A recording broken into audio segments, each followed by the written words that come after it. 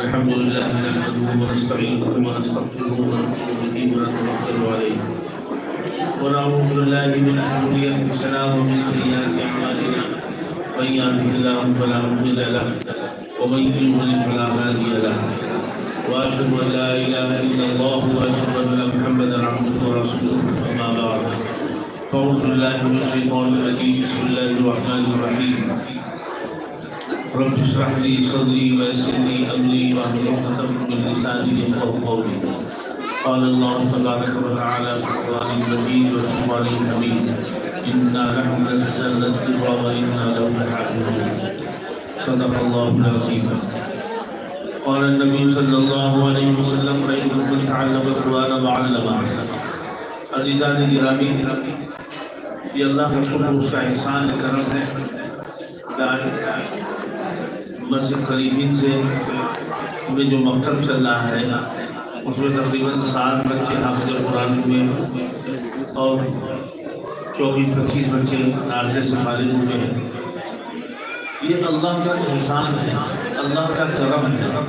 جتنا آپ شکر ادا کریں اللہ کا، یہ کم ہے.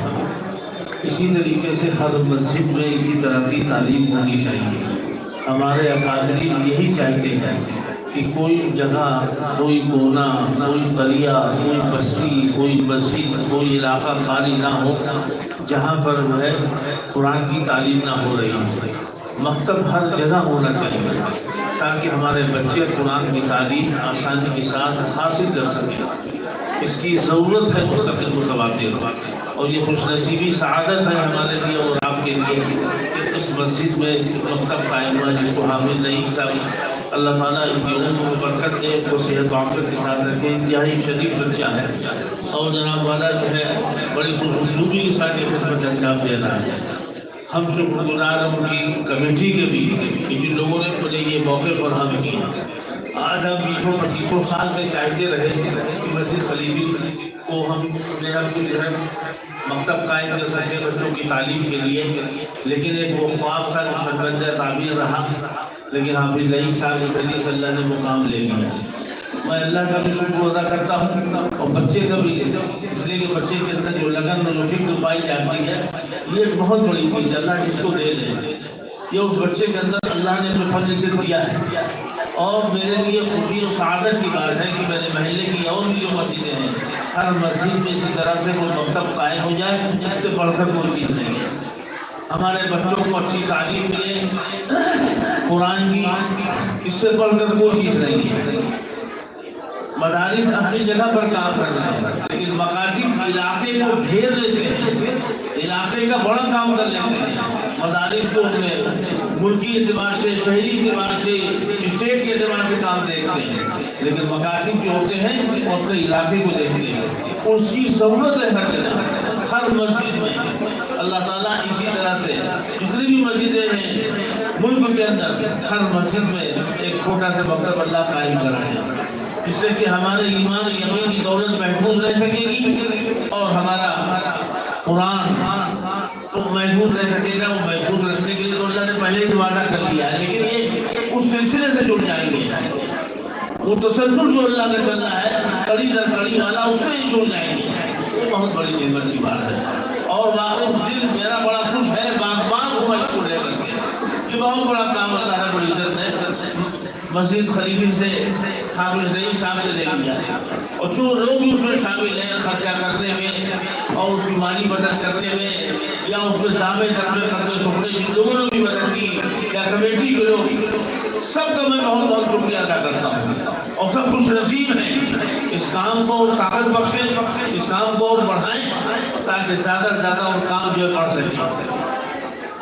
تو میں یہ کہہ رہا تھا کہ اللہ رب العزت نے جو قرآن مقدس کی تعلیم ہوئی ہے اس سلسلے میں کہ بھائی اللہ رب العزت نے اس کی حفاظت کا وعدہ کیا ہوا ہے، اور اس کی حفاظت کو لے کر کے آج 14,500 برس تقریباً ہونے کو ہے. اب تک ایک زیر زبر پیش کا فرق نہیں آیا اور قیامت تک قرآن مقدس پر کوئی فرق نہیں آئے گا انشاءاللہ. اس کی وجہ سے اللہ نے حفاظت کا وعدہ کیا. اس سے پہلے اور بھی کتابیں آئی ہیں، توریت، زبور، انجیل وغیرہ وغیرہ، بہت سے صحائف لیکن اللہ نے اس کو باقی رکھنے کا وعدہ نہیں کیا تھا. اس میں ترتیب ہوئی، تنظیم ہوئی، ساری سب چیزیں پیدا ہو گئی. ایمان تو ہمارا اس پر ہے لیکن اس کو عمل میں نہیں لا سکتے. عمل صرف قرآن مقدس پر ہمارا اور آپ کا ہوگا. یہ آخری کتاب ہے اور اللہ نے اس کی حفاظت کا وعدہ کیا ہے. حفاظت کی جو ترتیب اللہ رب العزت نے بنائی ہے وہ مدارس کو اور مکاتب کو بنایا ہے. بھائی کسی چیز کی بھی حفاظت، اب دیکھیں کہ ہندوستان کے اندر بہت سے کارخانے اور فیکٹریاں ہیں، اور جب کارخانے فیکٹریاں ہوتی ہیں تو کہیں کپڑا بن رہا، کہیں جوتا بن رہا، کہیں چپل بن رہی، کہیں ٹوپی بن رہی، کہیں موزے بن رہے ہیں، اس کے کارخانے ہوتے ہیں. وہ کارخانوں میں تیار ہوتے ہیں، فیکٹریوں میں تیار ہوتے ہیں، بعد جو نکل کر کے اس کی سپلائی ہوتی ہے. ایسے ہی مدارس اور مکاتب اپنے بچوں کو لے کر کے تعلیم دیتے ہیں، حافظ بناتے ہیں، قاری بناتے ہیں، عالم بناتے ہیں، مبلغ بناتے ہیں، مجاہد بناتے ہیں، دنیا کو سپلائی کرتے ہیں کہ یہ ہمارا مال ہے، یہ آگے بڑھاتے ہیں. تو یہ ترتیب اللہ کی بنائی ہوئی ہے. آج جو اللہ نے وعدے کی ہے قرآن مقدس میں اس کی کلی ہے مدارس، اور یہ مدارس اللہ رب العزت چلا رہا ہے. مکاتب اللہ چلا رہا ہے کہ ہمارے آپ کے بس کے نہیں ہیں. جن کا پیسہ لگ جائے، جن کا جان لگ جائے، جن کا مال لگ جائے، جن کا وقت لگ جائے، وہ خوش نصیب اپنے آپ کو سعادت سمجھتے ہیں کہ میں نے یہ سعادت ہے کہ اس کام میں میرا کچھ لگ گیا ہے. گویا اللہ نے اس کے مال کو پسند کیا اور قبول کیا. تو میں یہ کہہ رہا تھا کہ یہ ترتیب اللہ رب العزت قیامت تک لے کے جائیں گے، اور قیامت تک جو ترتیب بنایا ہے وہ مدارس کو، مکاتب کو بنایا ہے. وہاں مدرسے میں بچے پڑھتے ہیں، تعلیم حاصل کرتے ہیں، مکتب میں مدرسے بچے پڑھتے ہیں، تعلیم حاصل کرتے ہیں، اور جناب والا حافظ ہوتے ہیں. اور جو بچے حافظ ہوتے ہیں وہی قرآن کو لے کر کے محفوظ کر کے چل رہے ہیں. انہی کے ذریعے سے یہ حفاظت ہے. ایک موقع پر 47 سے پہلے سن 57 کی جنگ کے بعد انگریزوں نے یہ سوچا اس نظام کو کیسے قابو کیا جائے. اور مسلمان بہت زیادہ جو ہے وہ مجاہدہ کر رہا ہے، میدان میں آ رہا ہے، اس کو خاموش کیسے کیا جائے.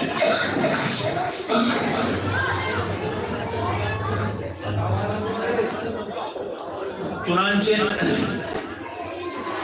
انگریز لوگ انگلینڈ سے آئے اور بڑی بیماری لوگوں نے آپس میں بیٹھ کے مشورہ کیا اور یہ طے کیا کہ کیا کیا جائے. تو طے شدہ پروگرام کے تحت یہ طے پایا کہ ان کے درمیان سے قرآن مقدس کو ختم کر دیا جائے. تو جب ہم اس کو ہٹا دیں گے، ختم کر دیں گے تو یہ کمزور ہو جائے گا. پھر ان کے اندر کی شدت نہیں رہے گی. انہوں نے اس فیصلے کے مطابق پورے ملک کے اندر اپنی فوج لگا کر کے، اپنی ٹیمیں لگا کر کے، جتنے مدرسے ہوتے تھے، جتنی مسجدیں ہوتی تھیں وہ چلے جاتے تھے، اور جا کر کے جتنے قرآن کے صحیفے رکھے ہوتے تھے ان کو لے لیتے تھے اور لے کر کے ادھر آ دیتا ہے. ایک مستقل مہم شروع کر دی. آگرے میں ایک اللہ کا ولی موجود تھا، وہاں پر پہنچے. تاریخ میں لکھا ہوا ہے کہ وہ جب وہاں اس مدرسے میں پہنچے تو وہ پرانے عمر سوچنا شروع کر دی، ادھر رکھی ادھر رکھی. تو حضرت مولانا جو بیٹھے تھے تشریف فرما تھے، کہنے لگے بھائی ٹھیک ہے، تھوڑی دیر کے لیے 2 منٹ کے لیے میری بات بھی سن لیں. وہ ساری ٹیم ان کے پاس بیٹھ گئی.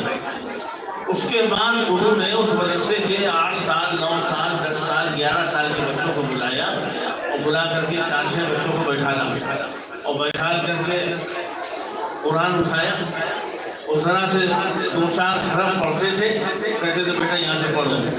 اور بچہ کیونکہ حافظ تھا، حافظ قرآن تھا، پڑھتا چلا جاتا تھا. پھر اس کے بعد دوسرا سوال کیا، پھر تیسرا سوال، پھر چوتھا سوال، پھر دوسرے بچے سے، پھر تیسرے بچے سے، پھر چوتھے بچے سے، پھر 5ویں، پھر 6ٹھے. حضرت نے فرمایا کہ ہمیں آپ سے اتنا بتا دیں، یہ جو تم قرآن کے صحیفے پورے ملک کے اندر چلاتے پھر رہے ہو، کیا اس سے قرآن محفوظ ہے؟ اب تم سارے صحیفے چلا ڈالو، ایک بچہ کھڑا ہوگا دوسرا قرآن تیار ہو جائے گا. اللہ رب العزت نے جو قرآن کی حفاظت کی ہے صحیفوں کی وجہ سے نہیں کی ہے، صحیفوں کی برکت سے نہیں ہے، بلکہ بچوں کے سینوں کی وجہ سے. ان کے قلب اطہر میں قرآن مقدس کو اللہ نے لکھ دیا ہے. یہ جب چاہیں گے لاکھوں کروڑوں اربوں قرآن تیار کر دیں گے. اور اس طریقے سے کروڑوں بچے حافظ ہیں، سینے میں قرآن کو محفوظ کیے ہوئے ہیں. آپ ایک بھی قرآن نہ رکھ کے جلا دیجیے. اگر یہ قرآن ہے اور قیامت تک رہے گا تو کوئی دنیا کی طاقت بچا نہیں سکتی. باقی بچوں کو کیا کریں گے؟ مانا کرے گا، مان کرے گا، سناٹے مانا، حیرت میں پڑ گئے، پریشان ہوگا. آخرکار ان کو اپنے فیصلے کو بدلنا پڑا کہ ان کا کوئی یہ حل نہیں ہے. کیونکہ قرآن جب سینوں میں محفوظ ہے تو اللہ نے جو حفاظت کی ہے وہ حافظ قرآن کے سینے کو بنیاد بنا کے کی. یہ سینہ بسینہ چل رہا ہے. اللہ کے رسول صلی اللہ علیہ وسلم کے سینے پہ قرآن نازل ہوا. حضور پاک صلی اللہ علیہ وسلم کے سینے سے ہو کر کے یہ حافظ قرآن بچوں کے سینے میں آیا ہے وہ قرآن. اس قرآن کے اندر جلال تھا. اس قرآن کے اندر ایسا جلال تھا کیونکہ اللہ کا کلام تھا. اس کے اندر یہ طاقت، یہ جلال تھا کہ اگر یہ پہاڑ پر نازل کر دیا جاتا تو پہاڑ ریزہ ریزہ ہو جاتا. پہاڑ میں طاقت نہیں تھی کہ اللہ کے کلام کو، جلال کو برداشت کر سکے، اس لیے پہاڑ پہ نازل نہیں کیا. جناب محمد رسول اللہ صلی اللہ علیہ وسلم کے قلب اطہر پہ اس کو نازل کیا. اس کی جلال کو اللہ کے رسول صلی اللہ علیہ وسلم کے قلب نے پی لیا، اس کو ہلکا اور ٹھنڈا کر دیا. اس ٹھنڈک کے بعد آج جو ہے بچوں کے سینوں میں 12 سال کے، 8 سال کے، 9 سال کے اور بڈھے بڈھے لوگوں کے سینوں میں موجود ہے قرآن مقدس چل رہا. اگر یہ ٹھنڈک نہ ہوتی تو آج کوئی پہاڑ برداشت نہیں کر سکتا تھا، سیرا کیا برداشت کرتا. یہ صدقہ ہے جناب محمد رسول اللہ صلی اللہ علیہ وسلم کے قلب اطہر پہ نازل ہونے کے بعد یہ سلسلہ چل رہا ہے. تو یہ سلسلہ سینہ بسینہ چل رہا ہے. حضور پاک صلی اللہ علیہ وسلم کے سینے سے ہوتا ہوا یہ قرآن مقدس بچوں کے سینے پہ اللہ رب العزت نے اتار دیا ہے، ازبر کر دیا ہے، یاد کرا دیا ہے، اچھرا کرا دیا ہے. تین بچے تو پکڑو اور تو کہو یہاں سے پڑھو، پر پڑھنا شروع کر دیتا. یہ کتنا بڑا انعام اور احسان اللہ ہے. اور اسی طریقے سے اللہ رب العزت نے ویسے انعامات رکھے ہیں ماں باپ کے لیے. ہم بہت تفصیل میں نہیں جانا چاہ رہے ہیں کیونکہ مولانا انعام صاحب قاضی سے تشریف لائے، بہت اچھے مقرر ہیں، وقت کے ولی کامل ہیں. اندر صاحب رام الحق صاحب رحمۃ اللہ علیہ کے خلفاء میں ہیں، انتہائی شریف الطبع انسان ہیں. اللہ ان کی گفتگو ضرور سنیے گا. بہت کام کی قسم کی باتیں اللہ ان کی زبان سے کہلاتا ہے. اللہ بڑا کام دے رہا. ابھی آ رہے ہوں گے آپ کے درمیان، ان کی گفتگو ہوگی. اصل ہم تو بیچ میں ان کے اور آپ کے درمیان تھوڑی دیر کے لیے مخل ہو گئے، بیٹھ گئے. تو میں یہ کہہ رہا تھا کہ یہ چیزیں جو ماں باپ ہیں اللہ رب العزت ان کو قیامت کے دن سر کا تاج پہنائیں گے. اور وہ تاج ہوگا کہ بنی اسرائیل، لوگ یہ سمجھیں گے کہ بنی اسرائیل کے انبیاء ہیں. یہ وہ ایسا تاج چمک رہا ہوگا، لوگ متحیر ہوں گے. اور کس کو؟ آپ یہ قرآن کی ماں باپ کو پہنایا جائے. قرآن کے جب لوگ تحقیق کریں گے، پوچھیں گے یہ کون لوگ ہیں، تو معلوم ہوگا کہ انہوں نے اپنے بچے کو حافظ قرآن بنایا. یہ وہ لوگ ہیں جنہوں نے بچے کو حافظ قرآن بنایا. وہ ماں باپ جنہوں نے بچے کو حافظ بنایا. اس سے زیادہ اہم مسئلہ ہمارے نزدیک یہ ہے کہ بچہ حافظ ہوا ہے اس کو باقی رکھا جائے قرآن کو. یہ مسئلہ ہے ہمارے. وہ بچہ حافظ ہو جاتا ہے، پڑھ کے فارغ ہو گیا، گھر گیا، اس نے چولا بدل لیا، لباس بدل لیا، بڑے بڑے بال لگ لیے اور صاحب اس نے پینٹ شرٹ پہننا شروع کر دی. اس کی زندگی چینج ہونے لگتی ہے.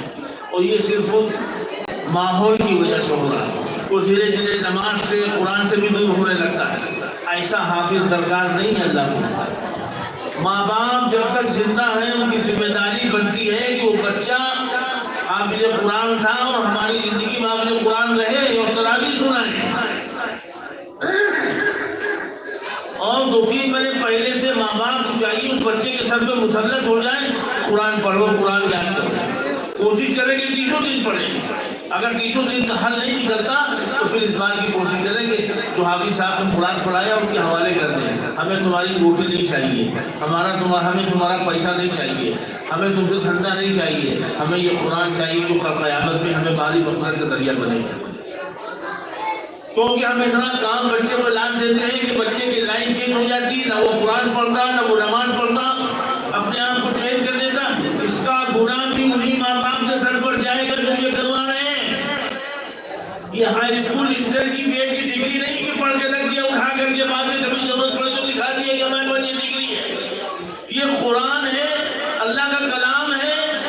اس کو باقی رکھنے کے لیے ہمیشہ پڑھنا پڑے گا، ہمیشہ اس میں محنت کرنی پڑے گی، تب یہ باقی رہے گا۔ بہت غیور ہے یہ اللہ کا کلام ہے، جو نہیں پڑھو گے تو یہ ٹکے گا نہیں، نکل جائے گا۔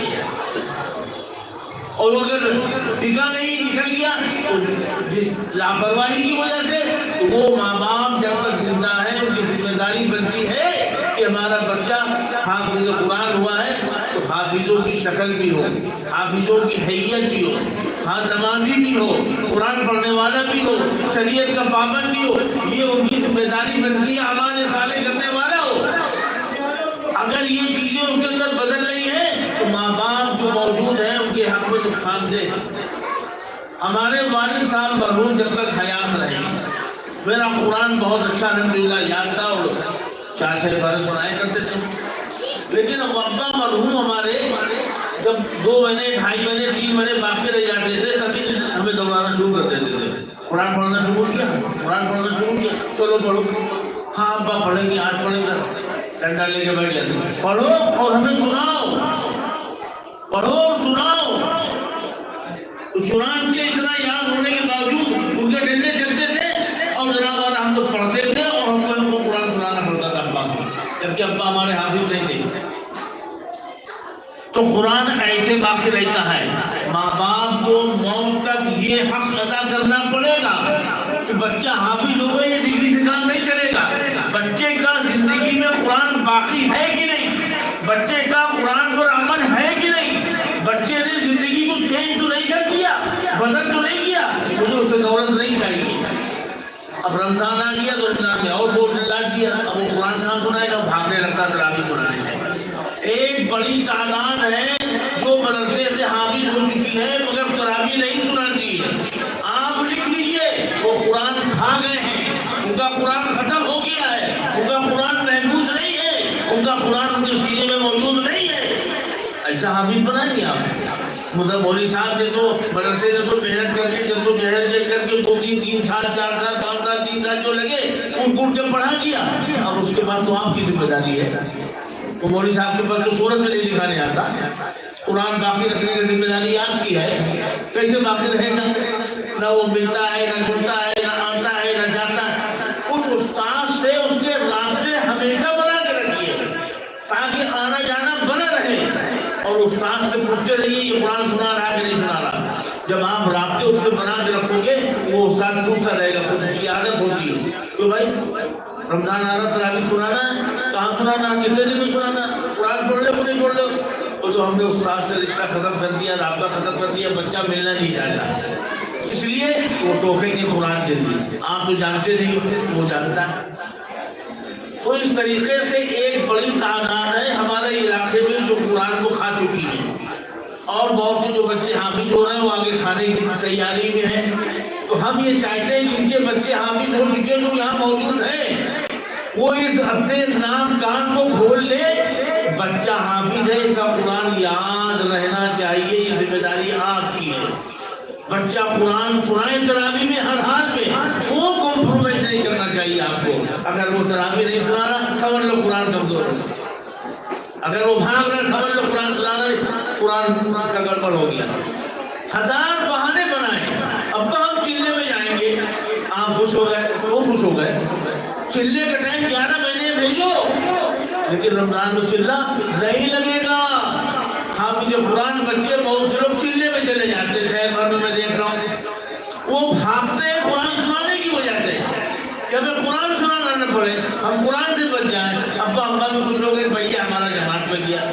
جماعت میں جانے کا مطلب یہ نہیں قرآن کھا جاؤ، 11 مہینے جاؤ چلے میں، کوئی منع نہیں کر رہا، لیکن رمضان میں تمہیں پڑھنا ہے قرآن اور تراویح سنانی، کوئی چیزی چلہ نہیں چلے گا۔ آپ قرآن پڑھیے، قرآن سنائیے، کان کھول کے سنیے جو باتیں میں کہہ رہا ہوں،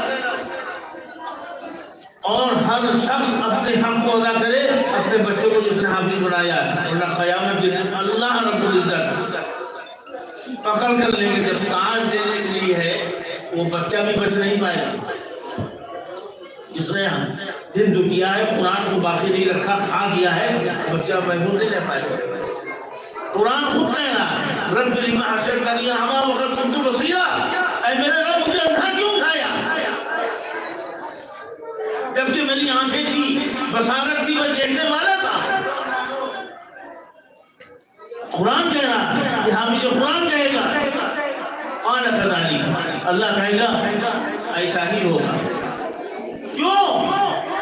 اتت آیاتنا، قرآن مقدس کی ایک ایک آیت ہم نے تیرے سینے میں ہوئی تھی، تو نے انتخاب کیا تھا، اس سے محبت کی تھی، ہزاروں لاکھوں کو میں نے قرآن نہیں دیا، تیرے سینے میں پرویا تجھے دیا۔ اتت آیاتنا، ہم نے تجھے ایک ایک قرآن کی آیت تیرے سینوں میں پرو دی تھی، فنسیتھا، اور تو نے اسے بھلا دیا، تو نے توجہ نہیں کی، تو نے یاد نہیں رکھا، تو نے اس قرآن کو گلے نہیں لگایا، تو نے اس پہ عمل نہیں کیا، تو اس کو پڑھتا نہیں رہا، تو اس کو تراویح میں سناتا نہیں رہا، تو کمائی کی دھمائی کے چکر میں پڑ گیا، دنیا کی چکر میں پڑ گیا، آخرت کو چھوڑ دیا، قرآن کو چھوڑ دیا۔ وہ آگے فرماتے ہیں وَكَذَلِكَ الْيَوْمَ تُنْسَىٰ، تو نے دنیا میں قرآن کو بھلا دیا تھا، آج میں نے تجھے بھلا دیا۔ کیا حشر ہوگا اس حافظ قرآن کا، ان کے ماں باپ کی لاپرواہی سے، ان کے گھر والوں کی لاپرواہی سے وہ بچہ قرآن مقدس کو بھول گیا اور دنیا کی چکروں میں پڑ گیا، راستہ چینج کر دیا۔ آج بہت سے بچے محلے میں ہمارے ایسے ہیں جو ہمارے وہاں سے پڑھے ہوئے، مجھے درد ہوتا ہے کہ مجھے دیکھ کے یوں کرتے ہیں، ملتے بھی نہیں، تو کبھی نہ ان کی چہرہ بتاتا ہے، نہ ان کی شباہت بتاتی کہ وہ حافظ ہے، کچھ بھی نہیں دکھتا۔ پینٹ وہ پہنتے ہیں، شرٹ وہ پہنتے ہیں، بڑے بڑے بال کو رکھتے ہیں، دور سے دیکھ کے کرتے ہیں کہ کہیں ٹوکے نہ جائیں۔ آج بھی ان کو یہ ڈر ہے، آج بھی ان کے اندر یہ حیا ہے کہ اگر ہم ملیں گے تو یہ ٹوک دیں گے، آج بھی یہ خوف بیٹھا ہوا ان کے اندر۔ ان کے اساتذہ سے، ان کے ذمہ داروں سے، مدرسے کے ذمہ داروں سے ہمیشہ جوڑ باقی رکھو، تم نہیں کر سکتے ہو تو وہ کھیل کھیل کے کروا لیں گے، لیکن یہ جوڑ جو ختم کر دیتے ہو نا، یہ بہت نقصان دہ ہے۔ یہی نقصان یہاں تک لے کے آیا۔ بہت جو باتیں اللہ رب العزت نے ہمارے دل میں ڈالی، میں نے آپ کو گوشوار کر دیا۔ حضرت مولانا انعام صاحب قاسمی دامت برکاتہ العالیہ، میں اس سے پہلے بھی اعلان کر چکا ہوں، وہ تشریف لائے ہیں، اصل بیان انہی کا ہونا ہے۔ آپ حضرات باغور پورا بیان سنیں گے۔ اللہ رب العزت بڑا کام دے رہا ہے اور بڑی کام کی قیمتی باتیں ان کی زبان سے اللہ کہلاتا ہے۔ وقت کے ہم سب کے ولی بھی ہیں، بزرگ بھی ہیں، قابل اللہ رب العزت نے جو ہے ان کو نوازا ہے۔ اس لیے اللہ رب العزت نے جو باتیں میرے دل میں ڈالی میں نے کہہ دیا۔ اللہ رب العزت کہنے سننے زیادہ ہم کو اور آپ کو عمل کی توفیق عطا فرما دے۔